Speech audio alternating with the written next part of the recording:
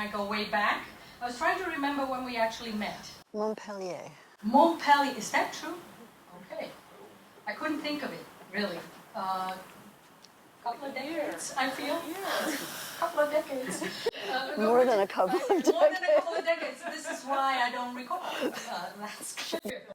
Since then, our paths have crossed several times, and I'm very, very grateful that she was willing to travel all the way to Berkeley from the East Coast to deliver the final talk in our colloquium series. Now, Judith Lerner is affiliated with the Institute for the Study of the Ancient World at NYU. She's an art historian, specializing in the history, in the material and visual culture of Iran and Central Asia, all the way from the Achaemenid to the early Islamic period. She received her MA in art and archaeology from Columbia University, a PhD in ancient art from the Department of Fine Arts at Harvard University, so completely an East Coaster. She has long-standing interest in the Iranian world, the material and visual cultures of the Iranian world, broadly conceived, so across the Near East, Central Asia, and China. She's published widely on this area of specialization. She's also a curator. She curated a number of very impressive exhibitions, including, you may all know, Monks and Merchants, Silk Road Treasures from Northwest China, Gansu and Ningxia, 4th to 7th century.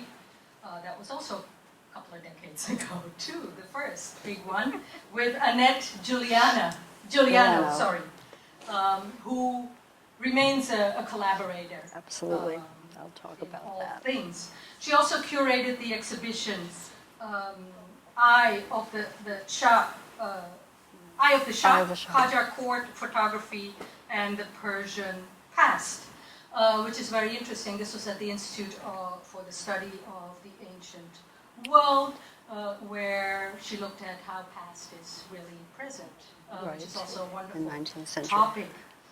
Most recently, and I'm sure you all know, she curated the online exhibition for the Smithsonian Museum of Asian Art, titled "The Sogdians: Influences of the Silk Road." And if some of you haven't checked it out, you should really check it out. It is a wonderful, wonderful exhibition, and also taught us that we can have exhibitions online, and they can be very, very useful and important for research and teaching. She has an interest in glyptic art. She published the monograph Sealings and Tokens from Bactria to Gandhara, 4th to 8th century CE. And over coffee yesterday, she told me that she is looking once again at Sasanian seals, and not just what they depict, but the context in which they were found and the enduring question, as she mentioned to me, what happened to them? Where did they go, those Sasanian seals? So although many of you know her from her work on the Sogdians, she's now even more passionate to return to the Sasanians. And also for today's talk, she turned her eye to the Eurasian steppes to discuss her ideas on the finds from the cemetery of Yihe-Nur in Inner Mongolia. So please help me welcome Judith Lerner. Thank you very much, Sanjyot, for that very gracious introduction.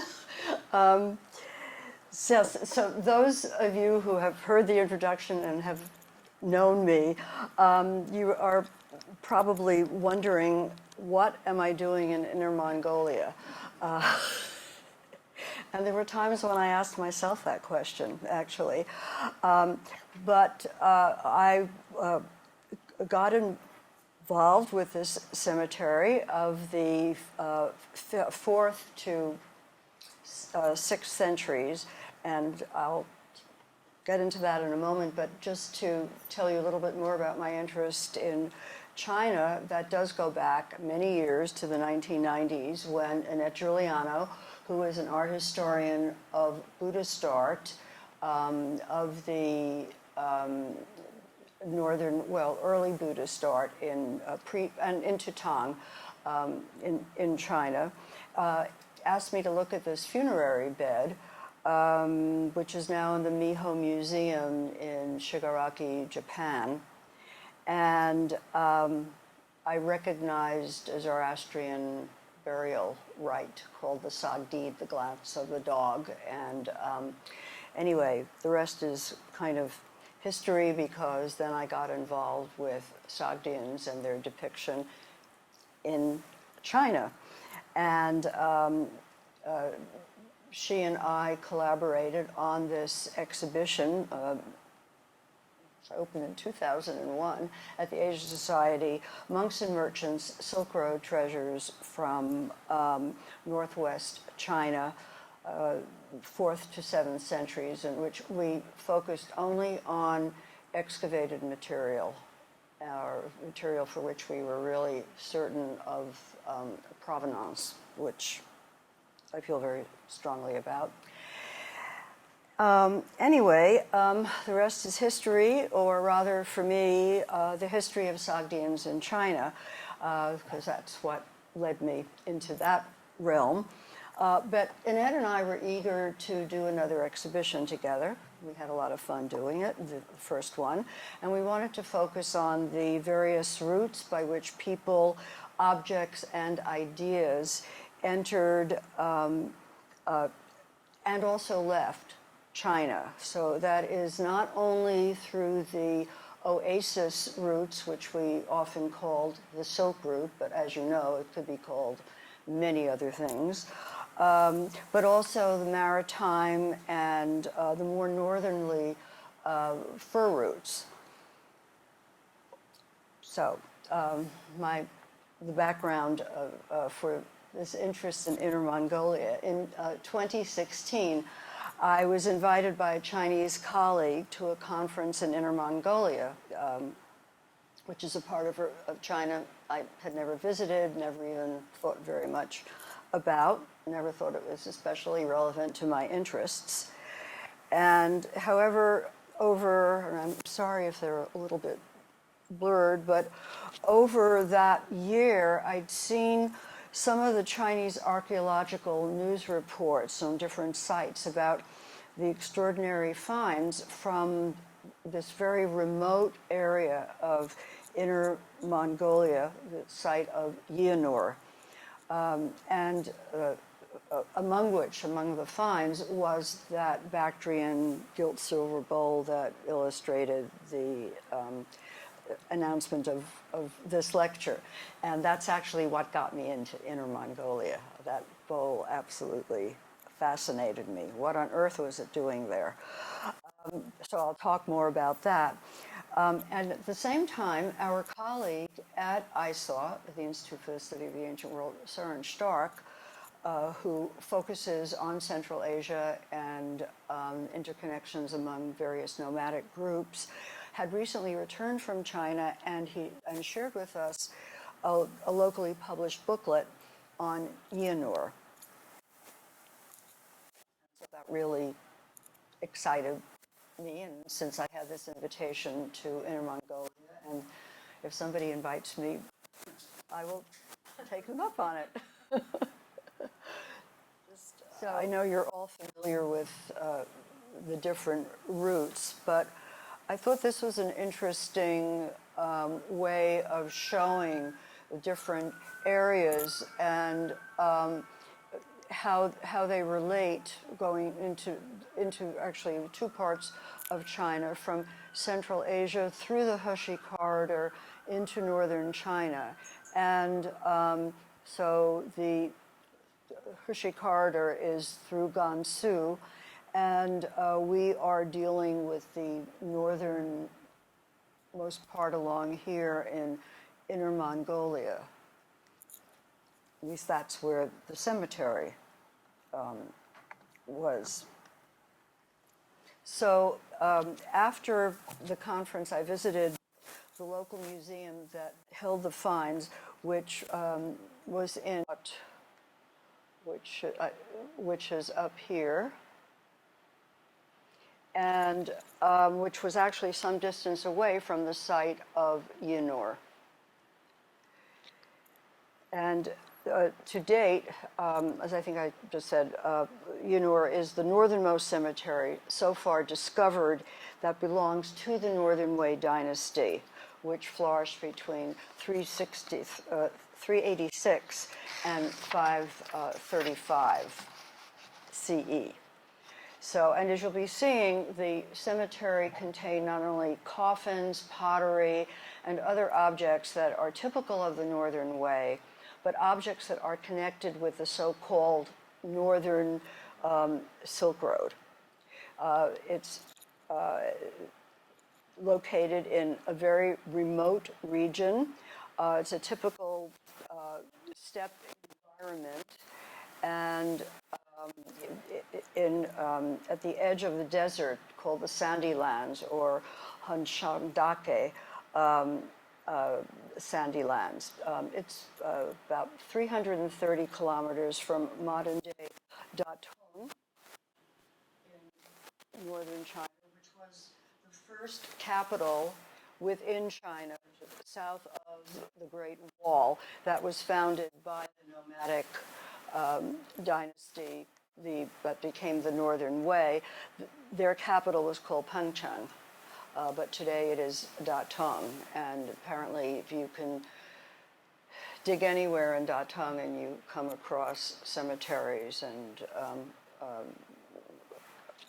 other constructions from this period. So a few months later, I came back and really excited about what I had seen in the museum, and said to Annette, I think we have an exhibition. And so, based largely on the Yihe-Nur finds, an exhibition that we felt would expand our knowledge of the period between the Han and the Tang dynasties, and especially of this very formative period for China, the Northern Wei. So just to give you a sense of the time frame, traditionally, the period between the Han and Tang had been considered 400 years of chaos, characterized by civil strife and so-called barbarian, that is nomadic, so-called Han invasions. But in fact, over the course of China's long history, almost 1/3 of its dynasties were founded by nomads.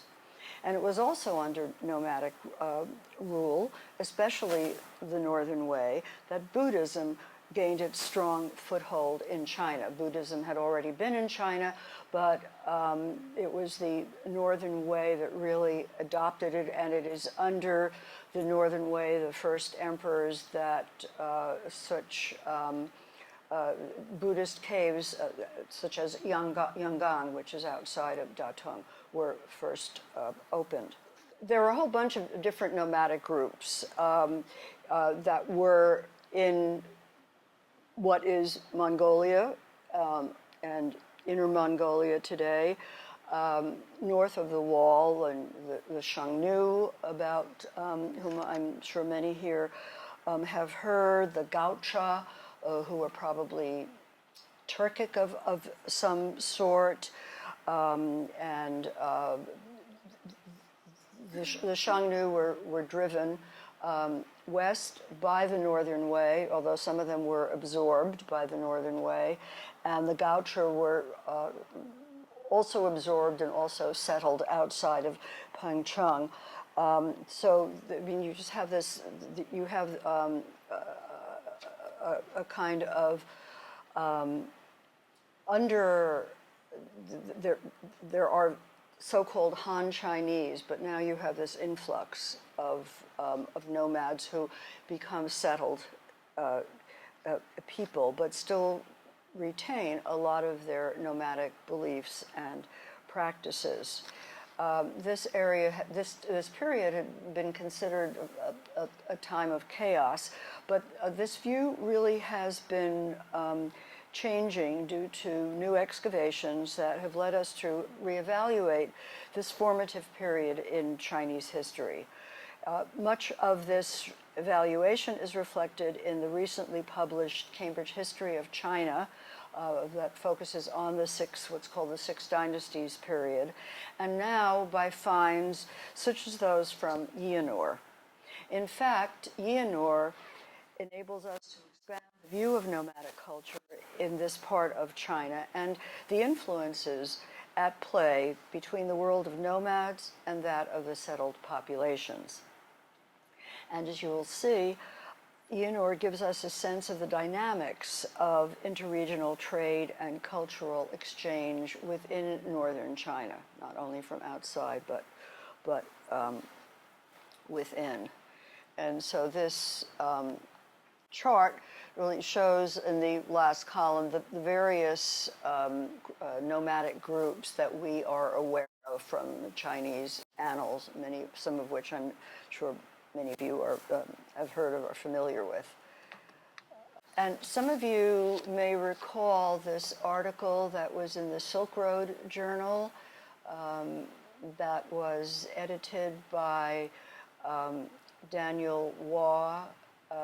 Maybe you have subscribed to it, but it was actually just after I got back from Inner Mongolia that this article was published in the Silk Road Journal, and by the main excavators of the site, and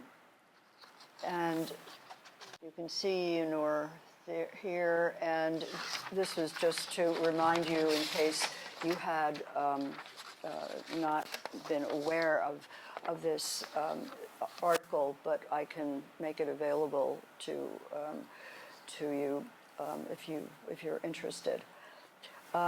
So I got back, and Annette and I decided that we would go to Inner Mongolia and speak to the people in Shilanhut and in Hohhot, the capital, about doing an exhibition in New York. And then this exhibition actually was, how should we put it, developed. A delegation came from Inner Mongolia to see our facilities at ISAW, and everything was about to happen, including a catalog being written, when COVID struck.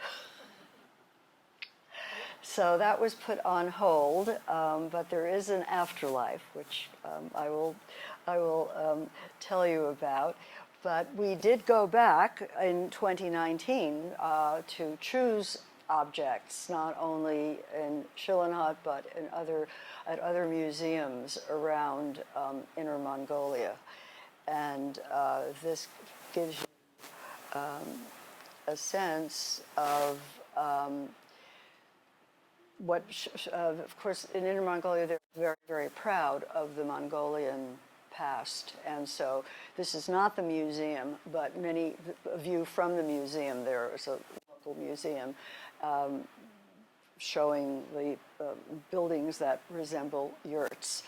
Some of these buildings, though, are giant yurts. They're like 4 stories high.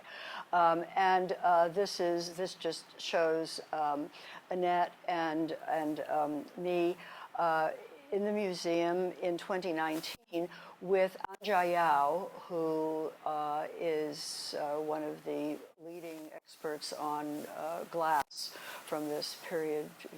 She's a very well-known excavator. Many of you, I'm sure, know her name, and she accompanied us because she was interested in this glass bowl that you see in the case, and also Soren Stark also came with us. So, site itself. All in all, 6 burials have been located and excavated, more or less, and I'll tell you why. M4, which you see in the here, which is a different shape, dates from the Liao Dynasty. But these 4 tombs did belong to the Northern Wei period. Now, excavated is not exactly the right term because the site had been looted several times in this century, and it probably had been over many preceding ones. As recounted in the Silk Road article, which I urge you to read, the local Public Security Bureau in 2010 recovered a group of objects that had been looted from Tomb 1 at Yihe-Nur. And then 2 years later, Tomb 2 was destroyed, although some of the objects were salvaged. And then in 2013, Tomb 3 had been opened by looters, but local herders actually chased them away. And then finally, in 2014, an archaeological team was assembled from the local Heritage Management Station and the Institute for Cultural Relics and Archaeology in Hohhot, at the capital, and further explored the tombs already opened, and then they excavated 2 others. And it was really quite remarkable that they were able to salvage and reclaim so many of the objects that had actually been taken out of the tomb, as you'll see, particularly M1 had been looted. M3, however, which, as you see, is really the largest, was not looted.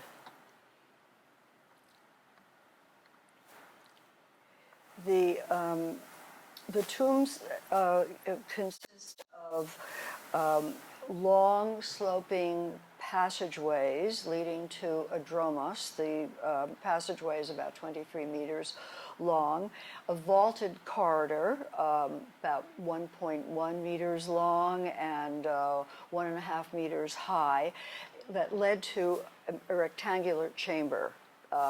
And they're more or less the same. Some are a little bit larger than others, but the approximate measures, particularly for M3, was 3.5 by almost 3 meters. It's almost a square chamber, and a height of 2.26 meters. And so what you see is a view of M3 with the coffin in place. The coffin is trapezoidal in shape, so the head would be here and it tapers at the feet. And even when there isn't a coffin in Northern Wei tombs, they will put boards up just in that shape, and then the body goes in onto the earth, or maybe there's a mat underneath. So this is a real marker for the Northern Wei, and you can see this is the coffin, which was black lacquer and covered in a very fine, transparent silk, which is really quite remarkable. And there were bosses, bronze or gilded bronze bosses along here, and then these handles, or so-called handles, which really cannot be used for lifting. They're really protective apotropaic images.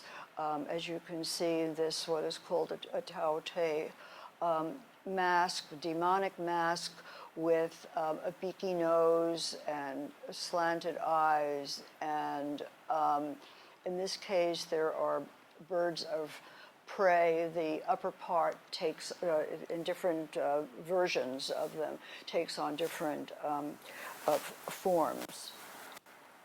Also very characteristic of Northern Wei is that pottery is deposited in the 4 corners, and the bones that are left were from sacrifices, and also I assume food left for the afterlife.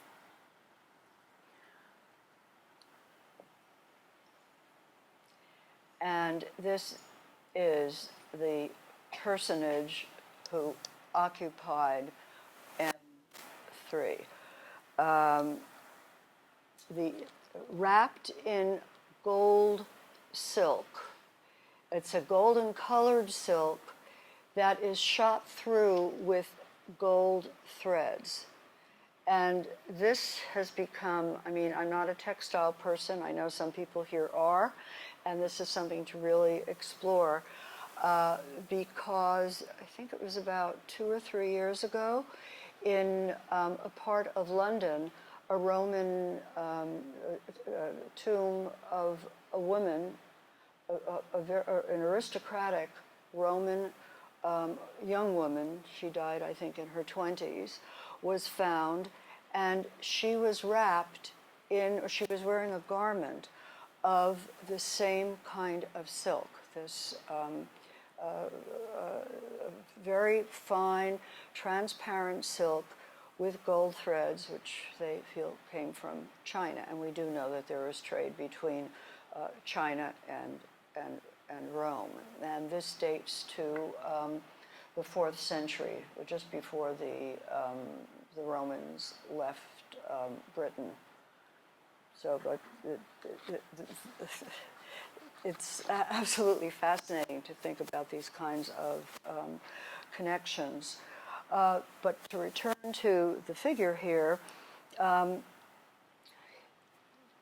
they X-rayed it, and all we know about are the photographs that are published. They tell us that it was most likely a woman, and why is it a woman? Because of the hairstyle. This is what the Chinese excavators say. We only know of these through photographs. Although the mummy itself was in a case in the museum, but it was very hard to see. And you notice that I'm going to call her, or it her. On her head is this chin strap, very elaborately done, that was made of leather, which we never saw. We were told that it was sent to Beijing for analysis, and we never heard anything more of it. But you can see that she was dressed under the silk covering in a kaftan, a leather kaftan, and these leather boots that came up to sort of mid-calf and were embroidered, had very rich embroidery. And there are actually 2 layers to the coffin. Below were clothing, further clothing, for use in the afterlife. The kaftan, these are photographs of that are in the Silk Road article, and they describe the kaftan as having short sleeves. This is a reconstruction that I think was done at the National Silk Museum in Hangzhou, and I don't know why they've given it long sleeves, but I show it anyway, and it folded over and crossed over and closed on the right side, a very good nomadic dress. And here are this is a detail of the embroidered boots, which, alas, this is one of the problems, I'm editorializing a bit here, but one of the problems when dealing with some of the provincial finds in China, that for various reasons, they do not send fragile articles to Beijing, where there are laboratories, and they don't have the facilities there. And so this was kept in a freezer case in which, one would store ice cream, and had, alas, by the time they showed it to us in 2019, there was really nothing to be seen. So at least we're grateful to have the photographs. You notice in addition to this chin guard, she has a pectoral that was attached over, resting on the silk covering. And here is a detail of it. It's gilded silver inlaid with glass, with this wonderful sort of honeysuckle pattern, and a crescent, again inlaid with glass, this is one of, there were originally 3 flowers, probably lotus flowers that dropped. A very distinctive shape, probably meant to be sewn onto a garment. You see the holes there, or else used as a string. But I mean, it's complete and has survived.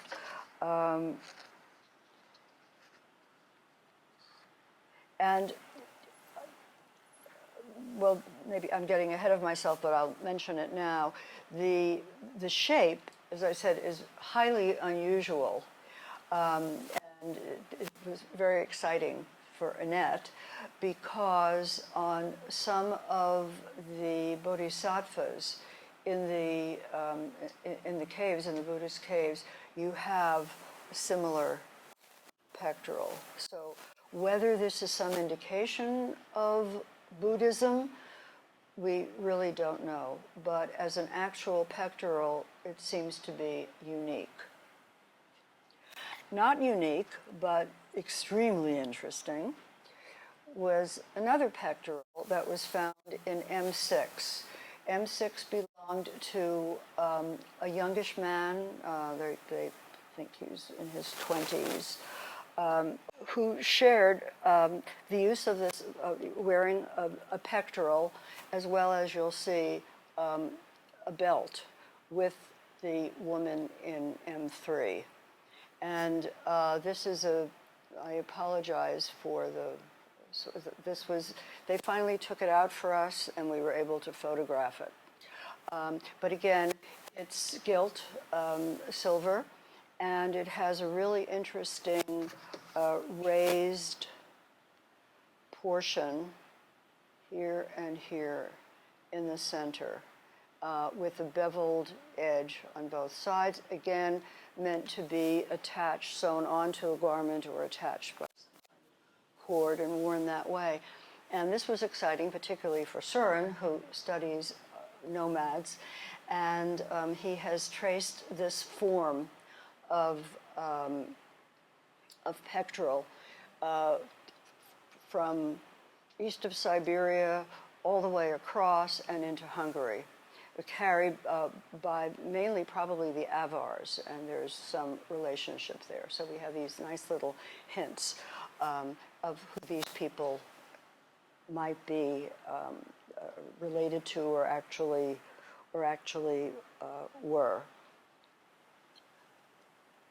And I mentioned the belts.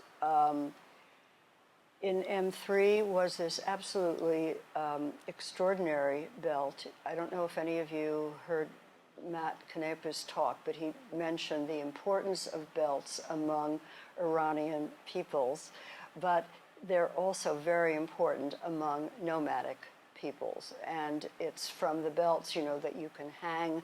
You see the loops here, so you can hang a purse, you can hang a little bowl for water when you're traveling, hang knives and all sorts of implements.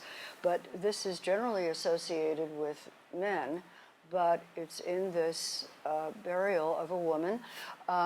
Most exquisite, the slides really don't do it justice, the most exquisite carnelian. Just so precisely carved, set into gilt silver. And these are the pieces. The leather band would have wound through all of this. And there was a similar belt that was found in M6. larger, maybe more suitable for a male, and the carnelian is not as good, but this is truly an extraordinary example of the stone. Okay, some more goods from M3. Lacquer. You see in the upper left a wine service, a lacquer tray with 2 ear cups in red and black lacquer, and in the center of it, which doesn't show at all, these are terrible slides for which I apologize, were little floral motifs. There's a spoon here, there's a bowl, and this would be a wine service. Again, really luxury ware. The shape of the ear cup, as many of you may know, certainly goes back to the Han Dynasty, but it is now, it continues. And also was found this particular container that's known as a zun, made of lacquer in the form of an elephant. He's lost his trunk, alas, but it's a brown lacquer. And again, all we have are these photographs. I saw them, and Annette saw them when we went in 2016. They were out in cases, and when we returned in 2019, they were gone. They were destroyed by the environment. This is really unfortunate that there was no way that they were able to preserve them. So we are left with these tantalizing photographs. Moving on to M1, which, as you can see, sort of points, is in the vicinity of M3, and we think we figured out what the cemetery is about and who these people are, but this is just, two people's opinions. But we think there is a relationship between M1 and M3. M1 is later than M3, and this was the one that was robbed, but they managed to retrieve over 100 objects from the tomb. A really wealthy tomb, and some bone from the skeleton, which they identify as a woman. The sarcophagus was still there, and this is one of the plaques from the sarcophagus. Again, it's gilt bronze with what's called the Taote head, a demon, a beaky nose, fangs coming out from its lips, and above is this figure wearing an Indian dhoti, fending off these dragon-like critters. So Annette calls them baby Buddhas, and we've seen others like this in Northern Wei contexts.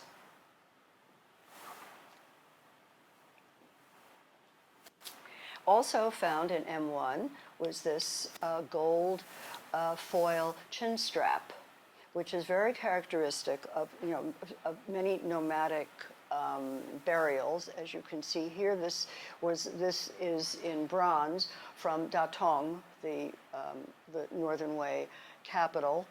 But this is gold foil, and this is the headband, the cheek pieces, and the very beautifully, intricately incised design of the base. Yes, 2 dragons and parrot-like birds, or maybe they're raptors.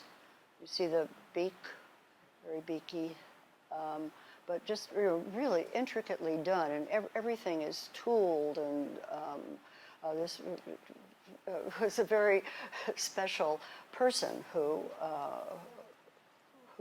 wore this in death.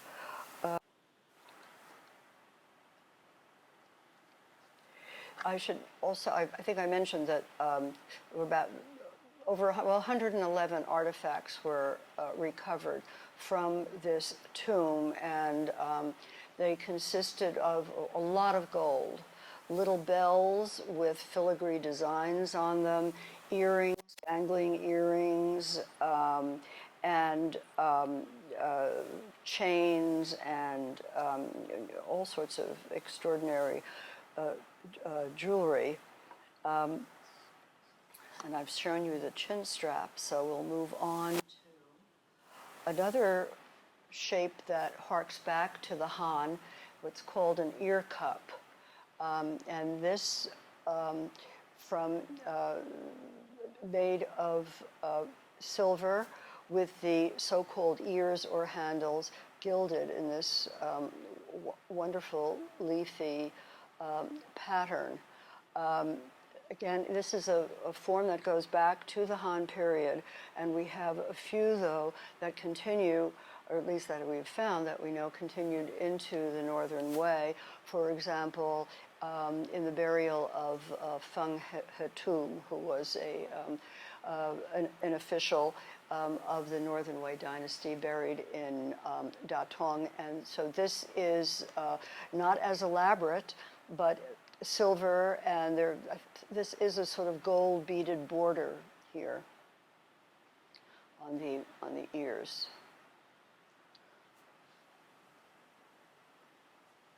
And another extraordinary piece for which, if anybody knows a parallel, we would be very grateful. This is a bronze basin. It's about so big, so high.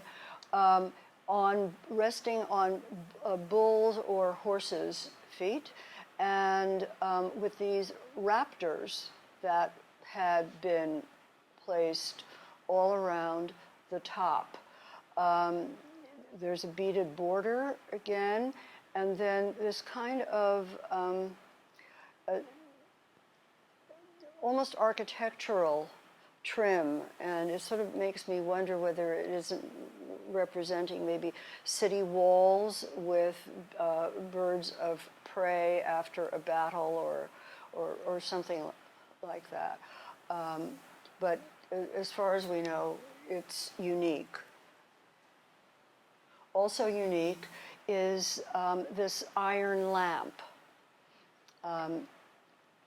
which is best seen in this sort of pixelated drawing, but I think you can make out there is some kind of structure here, maybe architectural, and on it kneels these caryatid figures holding the bowl of the lamp on their shoulders. Again, this is a unique piece as far as anybody who is familiar with the tomb and the period knows.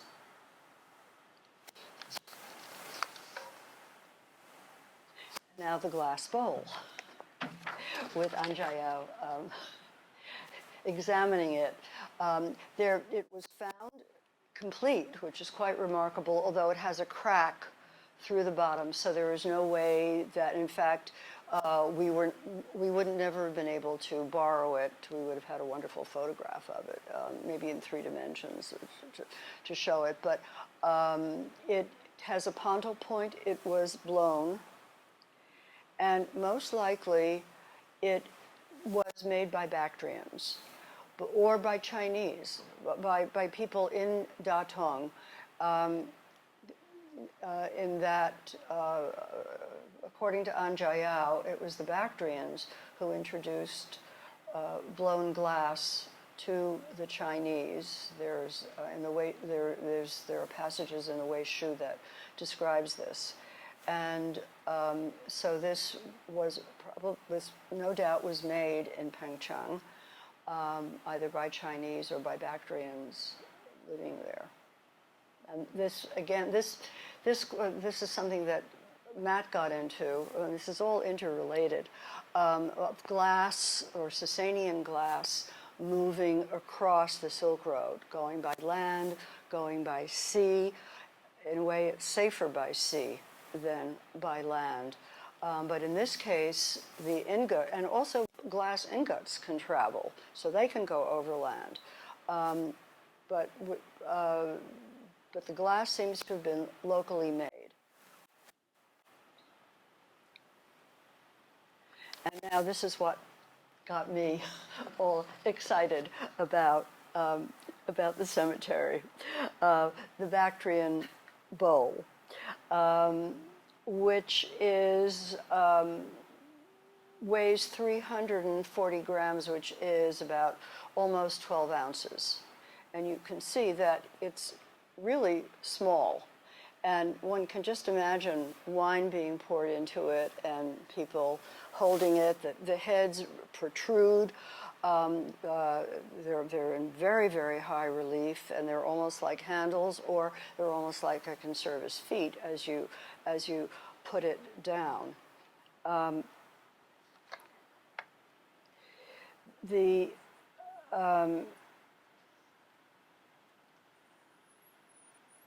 The bowl, as you can see, is divided into quarters separated by very elaborate and intricate leafy patterns. It never had a base.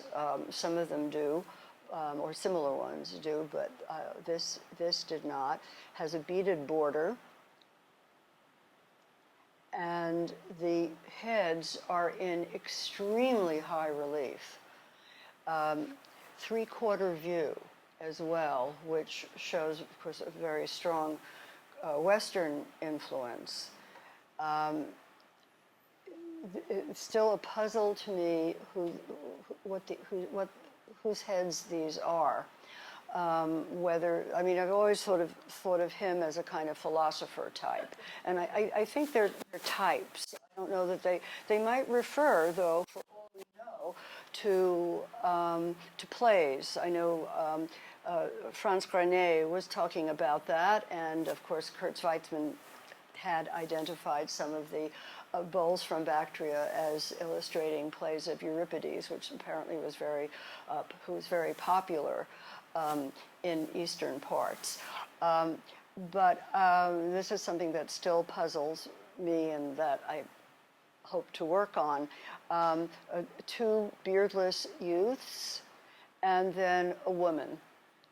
So they seem to be very kind of, either they're types or they're types that refer to maybe a particular tale, a poem, a play. We just don't know. But also you'll see how very worn the heads are. These are in extremely high relief, and this bowl was used for, I would say, hundreds of years, either back in Bactria. I would date the bowl to the 3rd century, or it somehow made its way across to Datong, and there was kept in a family or traded or whatever, but also used. It is a very well-used object, and then was buried with the person in M1.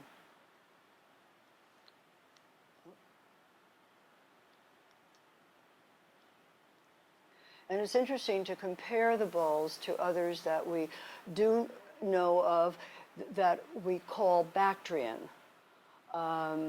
meaning that they originated somewhere in what is today Afghanistan, and where the influence of Alexander and Hellenism remained very, very strong for centuries. But this, again, you see that there are roundels, frames, plain frames, as we have here, of figures in three-quarter view, which is a very westernized way of showing the head rather than full face or incomplete profile. And also this very exuberant foliage and plant motif different from this, of course, but I think it's very much the same idea, and it comes from more or less the same way of thinking about metalwork. And this is without provenance. This comes from, this is a Central Asian, was found in Central Asia. But this is without provenance. It's thought to be from Afghanistan, Bactria. It's in the Metropolitan Museum. In this case, it has a foot, and many of these bowls are found without feet, but they were meant to have feet. This one wasn't meant to have, and this, of course, has a rim base, so it was meant to sit on its rim. But here again, you see the plain roundel, and this time a less Western image, in that we have just a profile view of the figure, of the head, and rather spiky acanthus-type leaves, but you can see the relationship and how close it really it is, and a beading around the edge here, and also at the lip, and again the background is gilded. It's usually the backgrounds are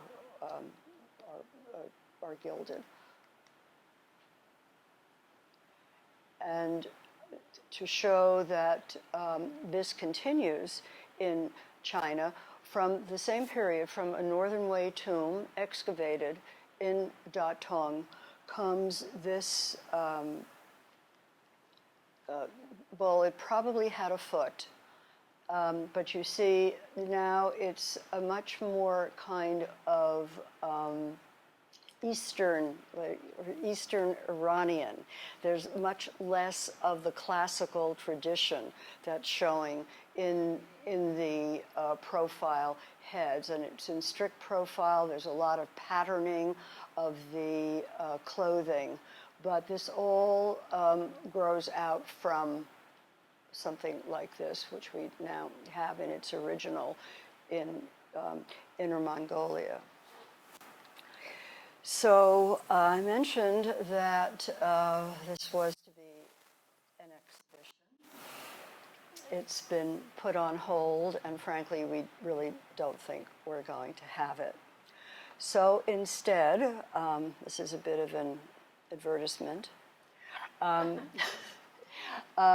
We are publishing the catalog was already written, and now we've asked all the contributors that they can add more, they can do, you know, the catalog was written for an educated audience, of course, that wasn't so specialized. This will be for a more specialized audience, but still, I hope, quite comprehensible.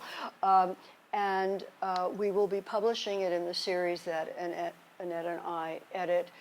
Inner and Central Asian Art and Archaeology will be either Volume 3 or Volume 4. And it's called Before Pingcheng, the Xianbei in Inner Mongolia. And you have a list of the contributors to the volume.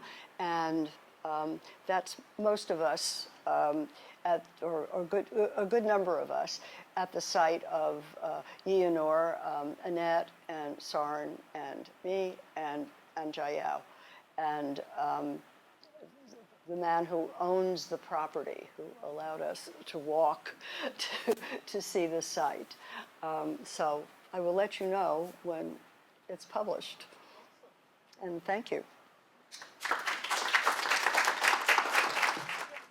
I'm not familiar with Pingcheng. What does that refer to? That's Datong today. Oh, okay. It's the original name of it. And then the capital moved to Luoyang. But there are still people who were buried, who came back to Datong to be buried. And so who do we think these people are? We think that they came from Pingcheng, from Datong, and for some reason went this far north. I mean, it's really terrible terrain, and the pottery in the tombs can be dated to different periods. So this was The burial ground was used over a period of over 100 years. There are probably like 3 generations buried there, and there must be other graves as well, and many graves were probably looted, who knows, over the centuries. There are no plans. I mean, nothing is being done to excavate the area. We're just fortunate to have this little glimpse. Yeah, in the subtitle you said the Xianbei. Does that Xianbei. mean that you are, am I extrapolating correctly, that you are attributing those buried to nomadic? Nomadic origin. That these people were settled people. It was the Xianbei, but Søren, for example, is not so sure. He wants to opt for some, maybe the Gaucha, who were a Turkic nomadic group. They actually were moved by the Xianbei rulers, by the Northern Wei, to just outside the wall of Datong, where they kept the horses for the army and also farmed, kept livestock.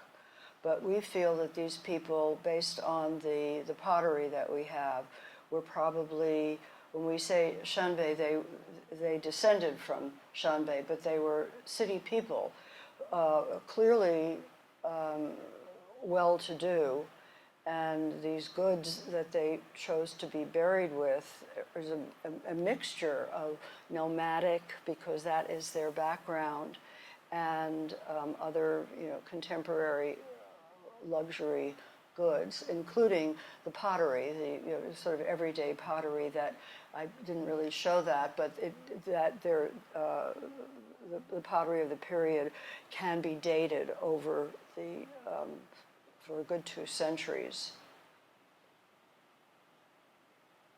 I hope that answers. Yeah, thank you very much. This is really fascinating stuff.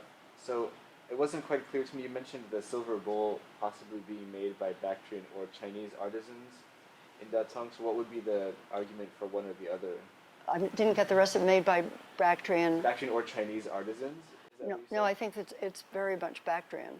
Okay, so what, There was the glass, I think, that you mentioned. Oh, the glass, I'm sorry. Yeah, the blue glass bowl. Yeah, Anjayao thinks that it could be Bactrian in origin. It's the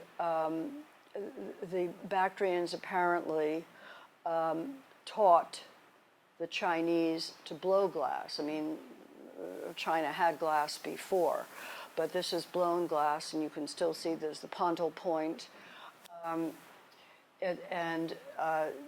She feels that there could be Bactrian artisans. I mean, we know that there were people from the West who were living in the capital cities and working for local aristocrats and whatever. So, but it's locally made, but it was most likely locally made in Datong, in Pingcheng, Datong, and then brought north as all of this. The coffins were probably made locally. And there's a lot that one can say about the lacquer that is used. And I mean, there's nothing around Yihe-Nur near the site. It's really just completely deserted. What this meant for them, maybe they originated there, this particular group. I mean, we don't know that it's a family. We just don't know. We think that there's a relationship between the 2 women, and also very likely between the woman in M3 with the pectoral and the belt. I mean, the belt is really a sign of somebody very, very special, and the fact that a woman is wearing it is unusual. It's a nomadic type belt.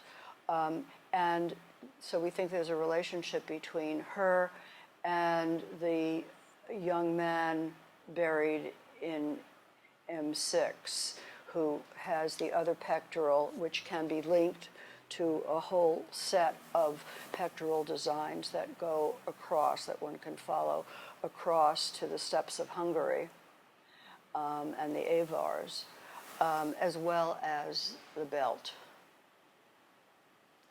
But this is all we have to go on, sorry. No, I was just thinking of that. There was no analysis done on the glass, because you can find the sort of core, the beginnings, the sand, through analysis of just a tiny glass fragment, and then you can be a little bit more secure in terms of where, at least in terms of the original substance. That doesn't mean that raw glass couldn't have traveled, or the ingots couldn't have traveled. Right. Right. But I'm wondering whether she did any analysis. There's a group from Beda, from Peking University, that they won't let anybody really into the case. Right. So they were able to, it's a handheld device that you can use, which they held. And they thought it was more of a Sasanian glass makeup. But, I mean, we do have this evidence of Bactrian glass blowers being in Datong. So we don't know. I mean, it was certainly locally made. It was not brought across. I'm quite sure of that. So, I mean, the Wei Shu does have passages that describe Bactrians coming. Now, when they say Bactrians, I mean, we don't know that they really are, Bactrians, but they certainly come from the West, and maybe from Afghanistan. They could come from Iran as well, but they are identified as Bactrians. Yeah, and the trace element would be really interesting, because that would also give you that substance, whether it's cobalt, because it's blue. It's blue. There's cobalt. Oh, yes. Cobalt, but there's also in the Godagaya ingots, it's vanadium. So it's a completely different trace element. So, yeah, that would be fascinating to find that. Yeah, that needs to be pursued. Other questions? Yeah, go ahead. Would they ever do, the provincial museum that has all the remains, do DNA on them, or is that just too expensive? Or I'm sorry, I'm not hearing. DNA on the body to see where they came from. Do they ever do that? They didn't do that, They don't no. do that. Are they showcasing, are these things, do they have so many objects they don't know what to do with them in general, or are they showcasing these particular finds? It's a local museum, which is quite nice, and it's in a special room, and the cases, or you saw some of the cases, they're wonderful, but it's okay for the metalwork. It wasn't okay for the lacquer. I mean, lacquer cannot be out for a very long time, and it just must have disintegrated. I mean, we saw it, and then when we arrived 3 years later, it was gone. But but that lacquer was there is also really very interesting. Ben, go ahead. Hi, thank you. My question concerns the visuality of the bowl. And it's such an interesting piece to think about how it would have been experienced when it was in action, if you will.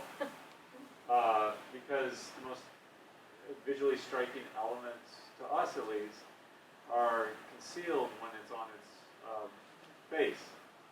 And, That's right. And so I'm thinking about the act of bringing it up to the face to drink, and then making these faces visible, and it's almost as if the person, as they bring it up to their face and they're drinking, then the face of the person becomes the face of the person drinking. Is that a bit off? No, that makes a lot of sense. Actually, there was a wonderful exhibition at the Harvard Art Museum's, about 3 years ago, on animal-shaped vessels from all over. And the Greeks had some with a handle, and when you drank from it, you had you were a wolf or something. So, and it's true that I think that a lot of the vessels, like from Afghanistan, from Bactrian, that tell stories, we have different ideas of what the stories are, but people probably use that as a kind of aide de memoire, to talk about. And I mean, they're at the symposium, and people showed off and showed their knowledge. Back in Bactria, I could see that being done. Although I think you make a very good point. When you put the vessel down, you don't see anything. So how would you display it? Number one, and when you're drinking from it, it is very small, so you sip. I don't know. Nevertheless, it is very small, really, so it's not going to have the visual impact that you might think for other drinking vessels that we've seen in, say, Central Asia. They're much larger, like the Raitons. Oh yes, well, certainly, yeah. And I also think Franz Bernays said that. I don't know whether you saw his lecture on his bowl No. that he gave while we recorded it. So you can watch it. He was talking about how individualized many of these cups are. He was talking about sort of in terms of the representations, right? That they're not sort of they are mass produced in the sense that they're silver bowls, a lot of them in this world, but they're very individualized, and they refer to different stories. And they refer to different, almost personal stories of choice. Right. And yet here, there is, but there is a kind of pattern where you have the four medallions, and what that really means, we don't know. But how you would display this, because obviously you're absolutely right. How do you store it? I mean, do you put it on a shelf maybe and just show it off that way, and then take it down to use so people can see it? I mean, we know the Romans had displayed their silver, but we don't. It also works like this, in that there's something that grabs our attention in the center and then disperses it outward to the image.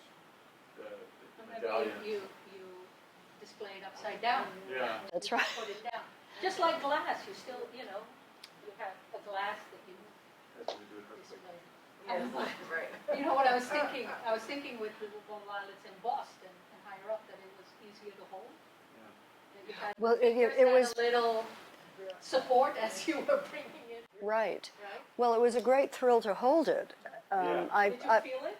Yes, I did, and it felt really good in my hands. I got to hold it because I asked how much it weighed, because we needed that information, and they hadn't weighed it.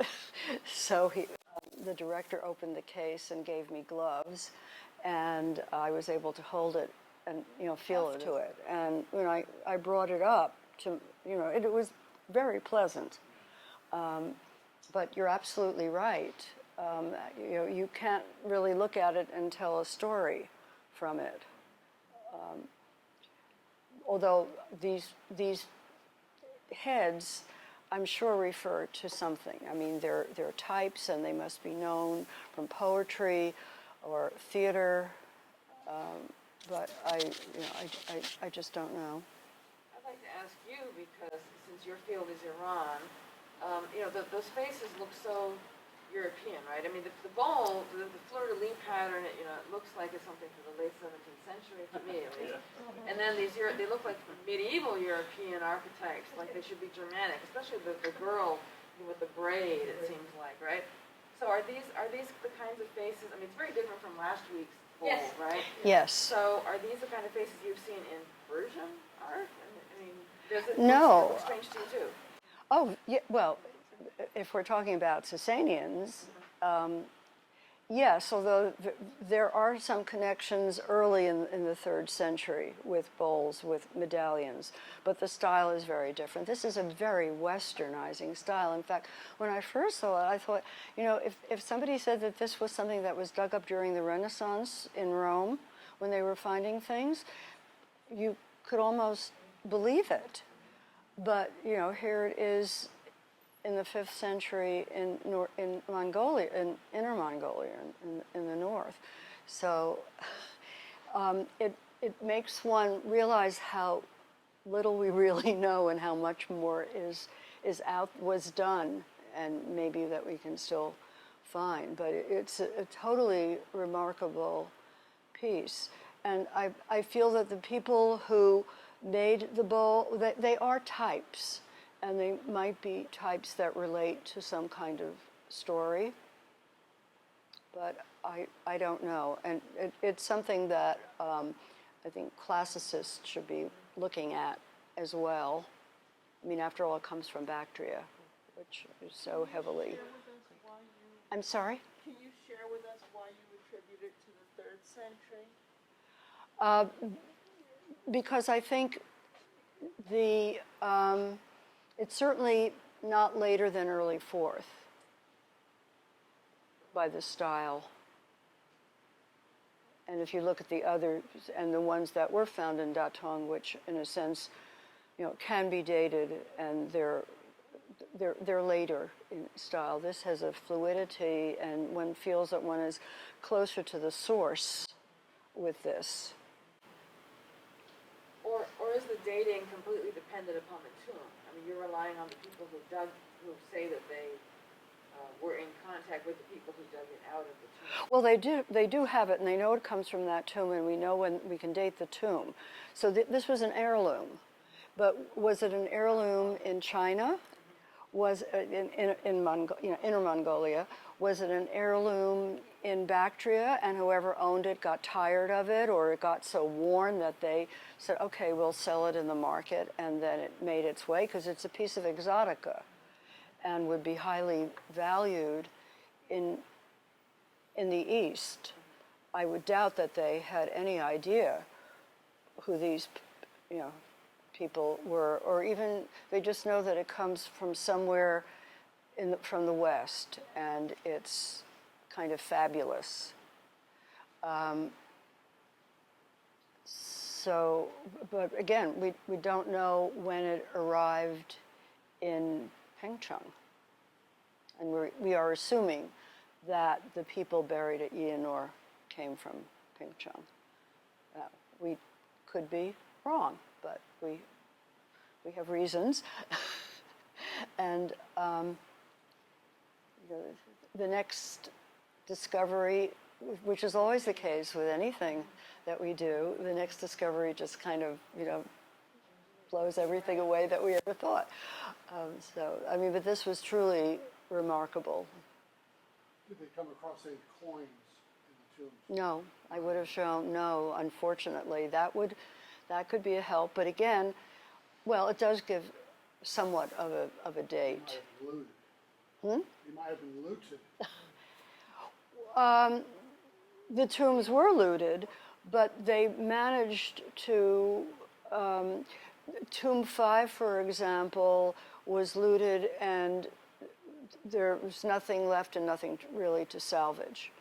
But it's quite amazing that 111 objects from Tomb 1, where this comes from, were recovered by the police and kept.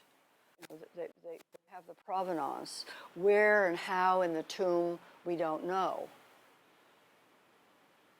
Because that could it's always interesting. Where do they place things?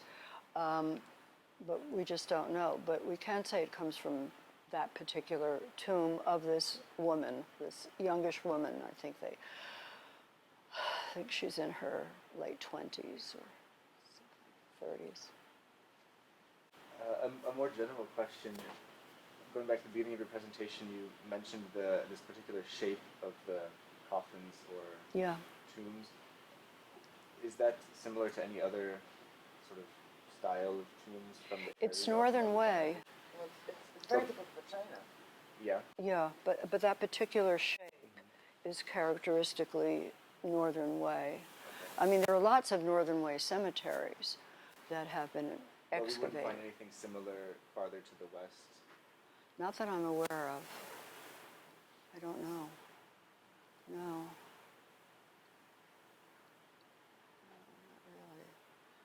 as I said, even when there's no coffin, they will put boards in that shape. And there's not a constructed coffin, but they'll just put boards, I guess, to protect the body somewhat. And then at the four corners, put offerings and these pots, and that's very typical. I mean, there are a lot of Northern Wei cemeteries that have been excavated. But this is a unique find. And I mean, who knows? I mean, it would be wonderful to go back to Yihe-Nur and try to find more. I think the cemetery must have been looted over the centuries. We walked the ground. We could see more or less where it had been dug, but it was really very difficult. But it's interesting that in the distance was a temple. We couldn't find out very much about it. So whether this area might have been sacred in some way, again, we don't know. But our working hypothesis, at least Annette and mine, is that these people had come from this area. The Xianbei had moved down from the northeast of what is Inner Mongolia and moved across. And actually they came from a forested area and moved across, and then encountered the Xiangyou, etc., and then they take over and reunite that part of the country. So that might have been a very important stopping area for them. If they're living in yurts, we're not going to find very much evidence. So it doesn't seem to be a dwelling site, but purely a cemetery site. So why is it there? It must have had some significance because they're dragging all this stuff from Pingcheng. I mean, there's no way that the pottery is typically Northern Wei, and the coffins are done so well. I mean, there's no evidence that anything could have been made locally. So we assume it came from the capital. Can I ask one last question? I'm fascinated by the figure in the dhoti, although I couldn't really see him very well. The baby Buddha. The baby Buddha. Of course, it's the master of the animals, kind of. Yeah. He's holding two. Yeah, right there. Yeah, interesting. Because I was wondering about the metal work and whether there's any analysis on the type of metal. Good Because Barry Flood has written quite a bit on movement of metal workers, in particular South Asian ones. So, and more so sort of in the northern territories, Right. sort of in Afghanistan and Iran. But I was just wondering whether this is anything more known about. Nomads produce metal right. themselves, certainly. So I'm just wondering whether we know more. Right. In the context of that visual representation, because even the hat looks familiar. Yeah. I mean, and it is a dhoti. I mean, Annette calls it a baby Buddha, and I think we have something like that. We have these kinds of pushos, as they're called, from Guyuan in Ningxia, which is also Northern Wei. There's that painted lacquer sarcophagus that has similar. We had that in Monks and Merchants. So it's all of. I mean, this is not atypical, and I don't know whether. I mean, we call it whether they saw it as a baby Buddha. We don't know, but it was for some. It was a compelling image of this fairly youthful, or else he's very emaciated figure keeping these dragons in check. Yeah, I was thinking all the way back to the Indus Valley Sea, and it has sort of that, the master of the animals also in that. That is, yeah, that's so ancient. It's so very ancient. It's a really interesting mix of the Chinese Right. Dacia mask, but the figurative part on top has this Indus Valley kind of look to it, right? But I was also thinking And about also, last week's, Tepe has I was thinking about last week's talk too, though, because of the man with the vines. I mean, it almost has a little bit of that image. The man with the vines and the serpents, right? I mean, you're calling them dragons. They don't really look like dragons to me, but okay, who knows, right? I mean, they're interesting animals, kind of like lions at the bottom. The legs and the tails could be sort of like lions. Well, there's a Big- stag. big It has a ears on stag. top. It has a stag. Yeah. Or this that Yeah. is reminiscent of Central Asia stags. Yeah. But that doesn't mean it can't. And they're sort of snaky-like, these long necks. I mean, even in Babylon, we have creatures like that. Very fascinating. they're- Yeah, that face is also fascinating. Yeah. The demon's head. The demon's. Were all the coffin handles the same? On each coffin, they were all the same, but they're different.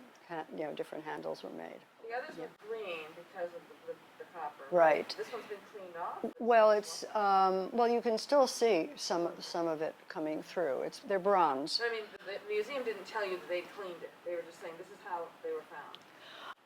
We can never be sure, but I mean, I think they might have polished it up a little bit, and you can see some of the gilding is chipped off. So, but they were all gilded. Thank you very much. Thanks so much for traveling all the way from the East Coast. And selfishly, I wanted you to travel all this way because we've just had wonderful conversations. So thank you so much, and thank you to all.